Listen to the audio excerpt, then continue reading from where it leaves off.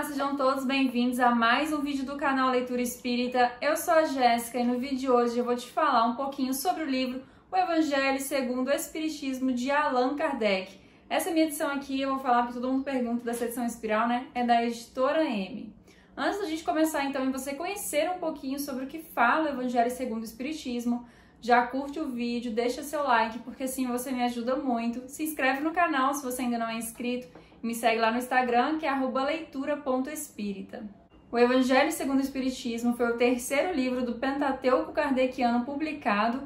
Ele foi publicado em abril de 1864. E se você não sabe o que é Pentateuco de Kardec, já tem um vídeo aqui no meu canal que eu te explico o que significa isso. Mas o Evangelho faz parte das obras básicas do Espiritismo. Mas sobre o que o Evangelho segundo o Espiritismo fala? Bom, logo aqui na introdução, a gente tem o objetivo deste livro. Allan Kardec traz pra gente o objetivo dessa obra. E Kardec fala o seguinte, ele fala que a gente pode dividir os evangelhos em 5 partes, que são os atos cotidianos da vida do Cristo, os milagres, as profecias, as palavras que serviram ao estabelecimento dos dogmas da Igreja e o ensinamento moral.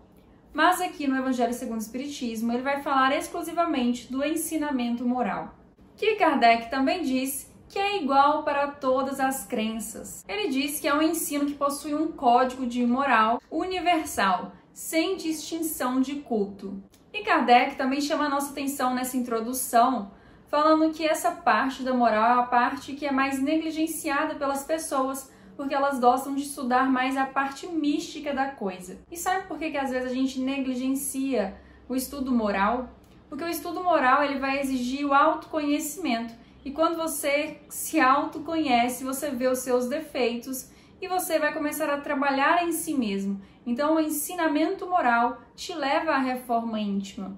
E esse processo não é fácil, ele é dolorido mesmo. E por isso as pessoas negligenciam essa parte. Porque elas ficam sabendo de suas responsabilidades, elas ficam sabendo de como agir, elas ficam sabendo do que precisam mudar, né? Então, exige da pessoa que começa a estudar o Evangelho segundo o Espiritismo uma mudança interna. E Kardec acrescenta que o Evangelho segundo o Espiritismo é para aqueles que estão interessados em evoluir, porque isso daqui é um verdadeiro guia prático para a vida em sociedade, para a vida privada, para todas as circunstâncias da vida.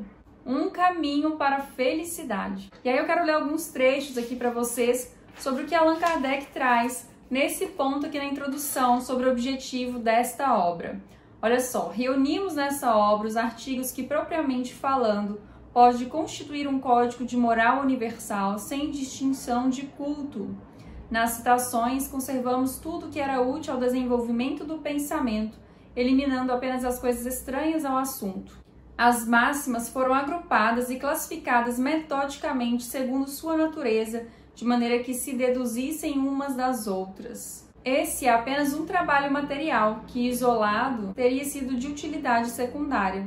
O essencial era colocá-lo ao alcance de todos, pela explicação das passagens obscuras e pelo desenvolvimento de todas as consequências, visando sua aplicação às diferentes situações da vida.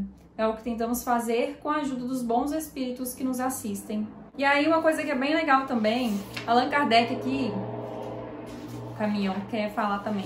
Allan Kardec traz no ponto 3 da introdução um capítulo que se chama Notícias Históricas, onde ele explica pra gente o que significa, quem eram os samaritanos, os nazarenos, publicanos, fariseus, saduceus, porque assim a gente já vai entrar nesse conhecimento sabendo muito mais da história, o que significa, o que acontecia naquela época, qual era o contexto. E o Evangelho segundo o Espiritismo é dividido em 28 capítulos. Vou mostrar para vocês um pouquinho do que fala o Evangelho segundo o Espiritismo.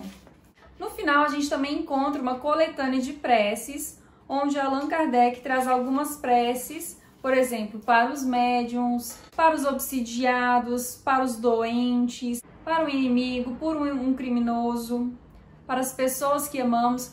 Não é no sentido de ter uma fórmula, mas ele explica ali pra gente que algumas pessoas têm dificuldade de fazer uma prece porque não sabem o que dizer, ou algumas pessoas precisam de uma prece pronta para fazer uma prece. Então ele traz isso para facilitar para essas pessoas e também para que a gente veja por onde a nossa prece tem que caminhar. Então, o primeiro capítulo se chama Não Vim Destruir a Lei, onde Kardec fala sobre as 3 revelações, sobre Moisés, a primeira, Cristo, a segunda, e o Espiritismo, a terceira. Ele também vai falar sobre a aliança da ciência e da religião. Então, aqui no capítulo 1, Allan Kardec já prepara a gente para entender mais sobre o que a gente vai encontrar no Evangelho segundo o Espiritismo, pois ele fala sobre aquela passagem que Jesus fala, meu reino não é deste mundo. Aí ele vai explicar sobre a vida futura, o ponto de vista, aí ele traz a fala de Jesus e as explicações embaixo. Depois ele explica no capítulo 3 sobre há muitas moradas na casa de meu pai. Capítulo 4, ninguém pode ver o reino de Deus se não nascer de novo, que aí ele vai falar sobre ressurreição e reencarnação, sobre os laços de família fortalecidos pela reencarnação. Gente, o Evangelho segundo o Espiritismo é maravilhoso, assim, um verdadeiro tesouro isso daqui. E uma outra coisa que ele também fala pra gente é que com o Evangelho segundo o Espiritismo, as partes obscuras, que a maioria de nós não entendia nada sobre o que falava, agora se tornam claras por causa do conhecimento que a doutrina espírita traz. E como Kardec diz, o Evangelho segundo o Espiritismo é um verdadeiro guia para a nossa vida, para todas as situações da vida. É um livro para você ler, reler e estudar sempre.